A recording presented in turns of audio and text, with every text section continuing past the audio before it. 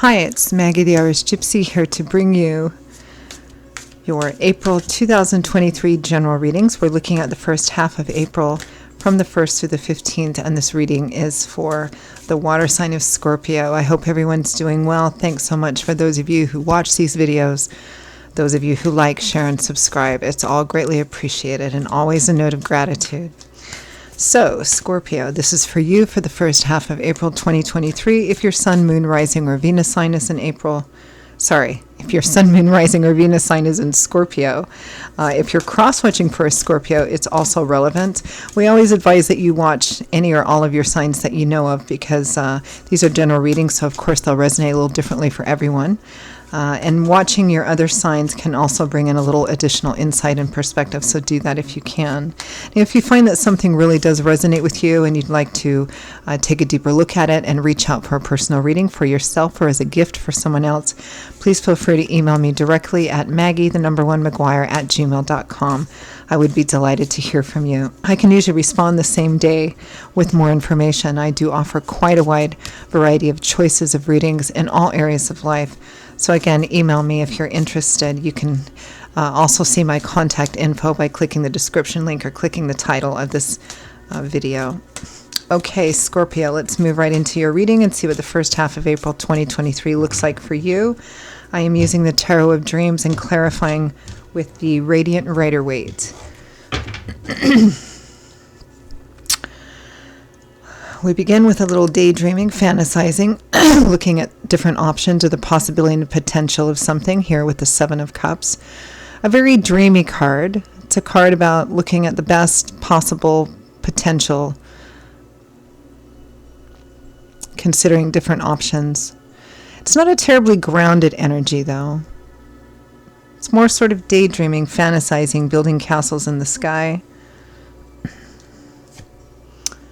With Judgment, Major Arcana, Crossroads energy. This usually comes up when there's a choice in front of you. You're being called to act, called to make a decision. And the outcome could be quite life-changing. What does it mean to be judged? It means to be called to account, called to answer for your actions, your choices, what you do or what you choose not to do. Not what you wish for or intend.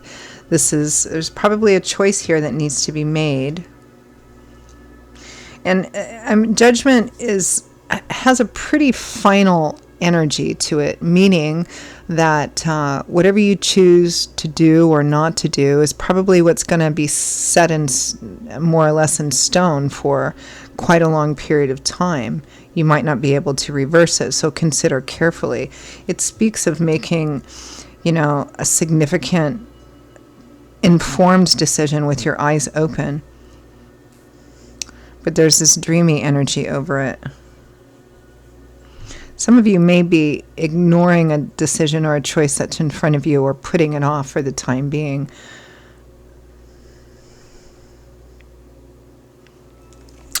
Next we have the moon, feeling perhaps a lack of clarity.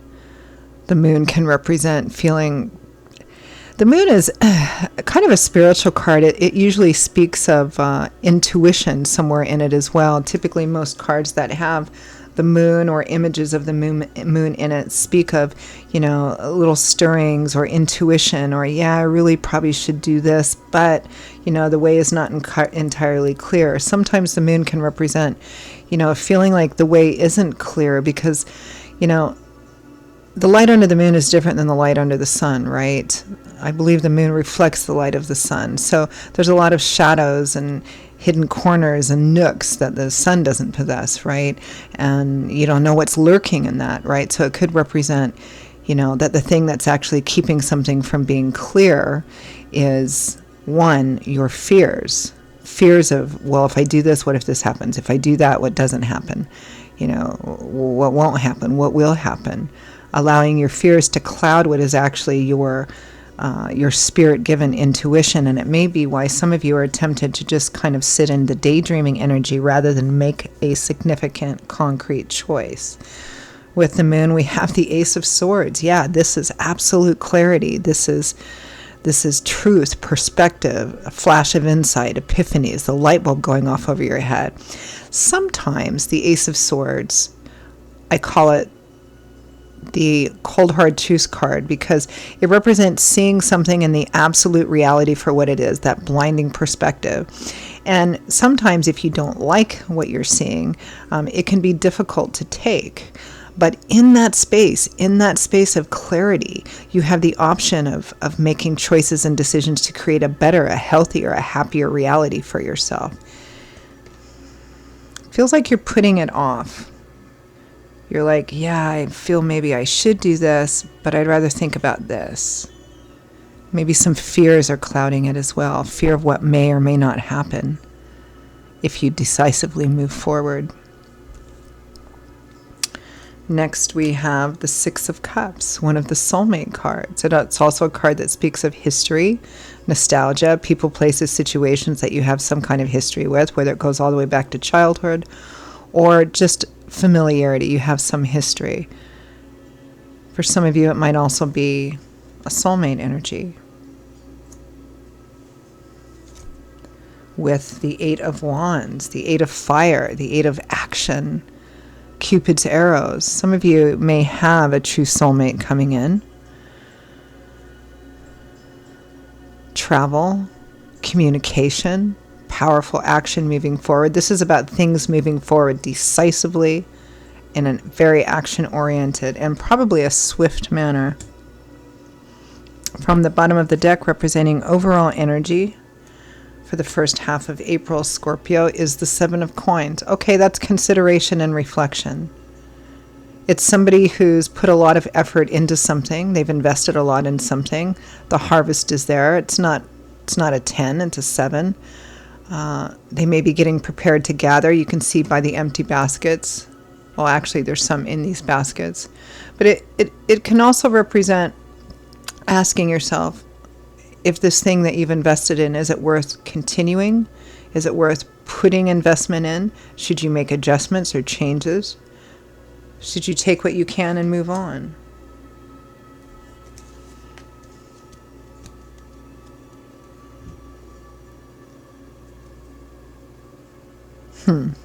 Let's clarify some of this. Let's clarify that overall energy of the Seven of Coins.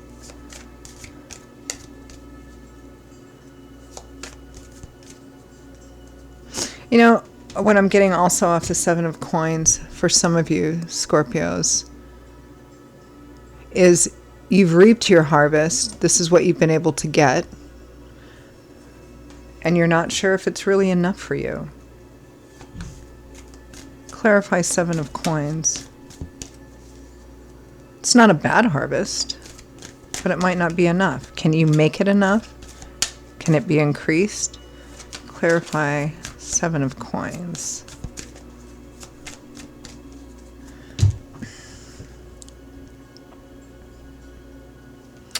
Yeah, the Five of Wands.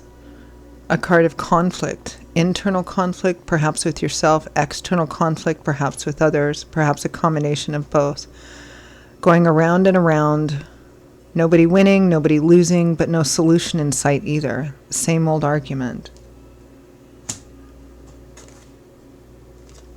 The Two of Cups.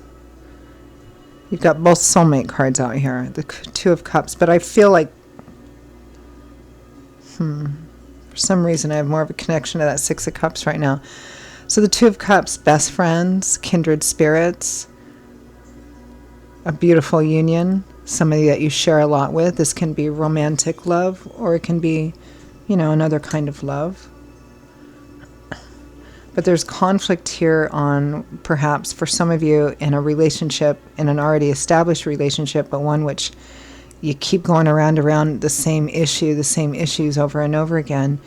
Perhaps it's not enough, or perhaps you're tired of putting all the work in for just what you're getting now. Clarify Seven of Cups, that dreamy card of building castles in the sky. I mean, we all need to dream. There's nothing wrong with the Seven of Cups inherently. But if we linger too much in that, we don't act, because sometimes it's easier to fantasize about and focus only on the best and most perfect possible outcome. But it's not a card that implies action or practical grounding. clarify the Seven of Cups.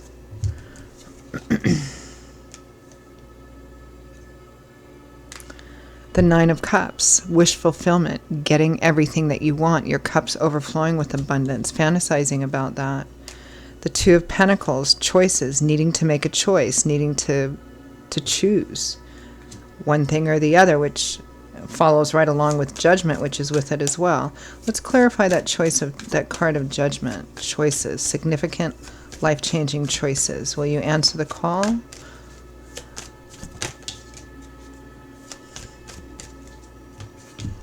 We have two cards that just came out. Oh my goodness. So to clarify Judgment, we also have Judgment and Strength. Strength is facing your fears, your doubts, your insecurities, and wrestling with your shadow self, which is another way of saying, particularly in a situation you're unhappy in, what part of you had to play in this? It takes courage, strength, wisdom, and true humility to go through that process, to look at what you can change and change that and move forward. But those are also character traits that you gain more of by going through this. Judgment, again, which is an underscoring of how significant and potentially life-altering this choice and what action you choose to do moving forward or not. You're being called to make a pretty significant decision. Strength, and also that moon, implies that there is some kind of difficulty and perhaps even pain for some of you in that decision, particularly if it's about letting go of someone that perhaps you thought was your soulmate, but in fact really isn't. Not in the truest, most beautiful sense that a soulmate is. Let's clarify that moon.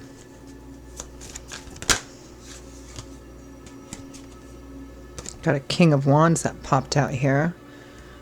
Leo, Aries, Sagittarius, Sun, Moon, Rising, or Venus. Probably the other part of that relationship or person. Another card for the moon. Unsure about this person. But again, there's this strong implication I'm picking up, Scorpio, that underneath, down deep, underneath all the fears, you know what you should do. Or at least take a stand on.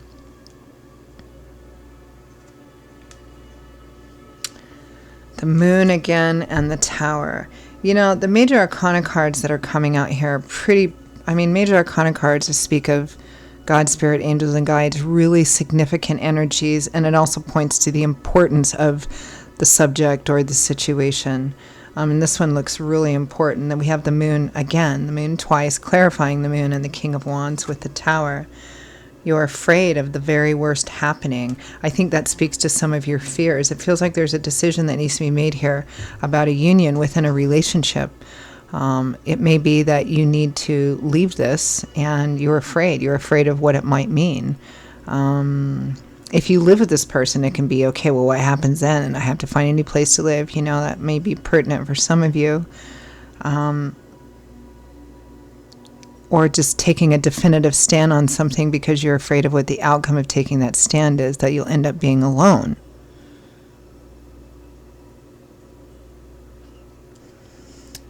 But here it feels like you know the truth. Let's clarify that Ace of Swords.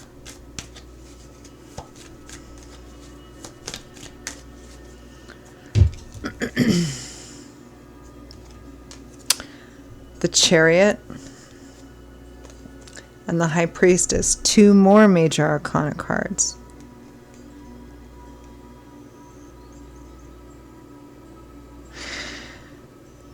Also, Scorpio, I have to say that the majority of the original cards put out was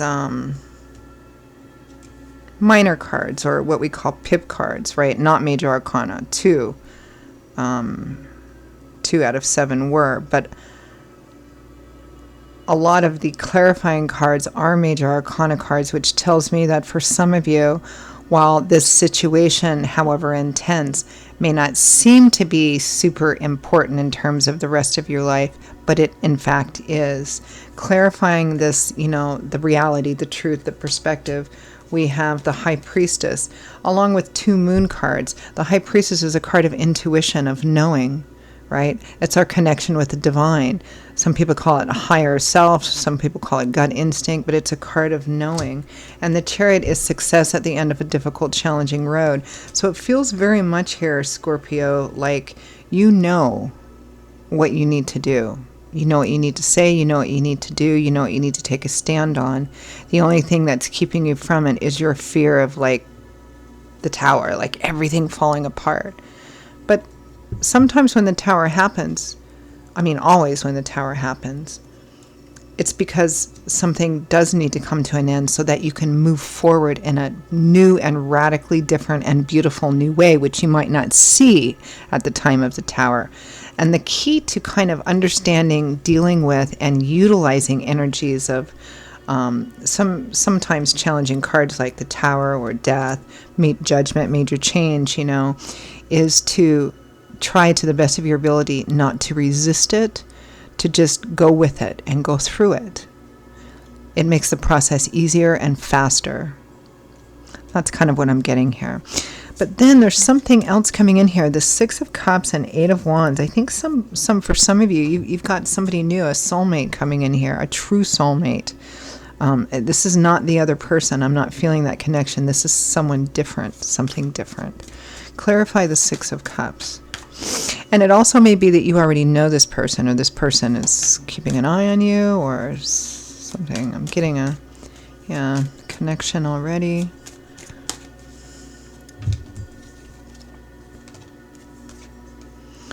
The Page of Swords, our little spy page.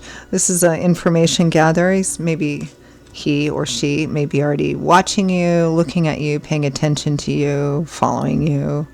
Well, I don't mean in a stalker kind of way. Ace of Cups, new love and romance, the heart beginning to open up again. Yeah, somebody new is coming in. But this has to be dealt with first.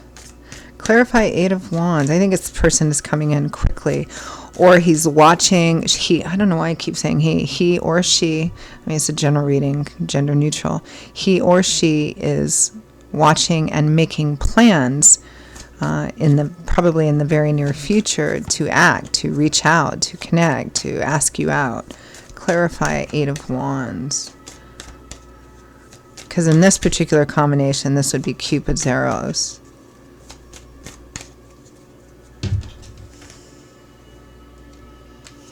The 3 of Cups, social energy, kindred spirits, positive connections in your community. I feel like you know this person. This also speaks of parties, good times, dates. The 3 of Wands, laying the groundwork for a positive future and feeling very good and hopeful about the ship that's sailing in. Positive, hopeful, optimistic about the future. I feel like actually somebody else, and I think for many of you, there's a good chance this person already knows you. You already know this person. They're in your community, in your friend group, something like that. They're watching you. They're attracted to what they see. There's maybe some new love starting, and I think that they're making plans in the very, very near future, perhaps even the immediate future, to make that evident and to reach out. But this has to be dealt with too. Advice, guidance, feedback for Scorpio.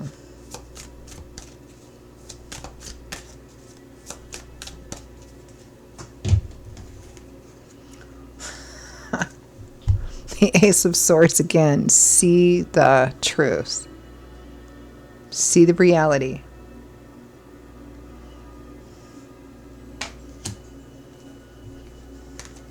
Queen of Cups, Cancer, Pisces, Scorpio. This is likely you. The King of Pentacles. Okay, we have 2 different kings here. Yeah, so again, I feel like this already established relationship or connection is manifested by the King of Wands for many of you, regardless of whether they're a Leo, Aries, Sag or not. But the King of Pentacles, Taurus, Virgo, Capricorn, is somebody who manifests like the King of Earth, solid, stable, reliable, loyal, generous. And this is showing up in advice, which is likely about this new person, with the Lovers. A truly connective, powerful union. Major Arcana. The Two of Wands, making a choice. You know what? I'm going to clarify that King of Pentacles. I don't usually clarify the advice, but I'm curious. Clarify the King of Pentacles, because that's showing up as Spirit's choice here. Free will, free agency, but... oh, there's two that popped out. The Eight of Wands again, the Eight of Fire, of action, of Cupid's arrows, with the Knight of Cups, the Knight of emotion, the Knight of love coming in.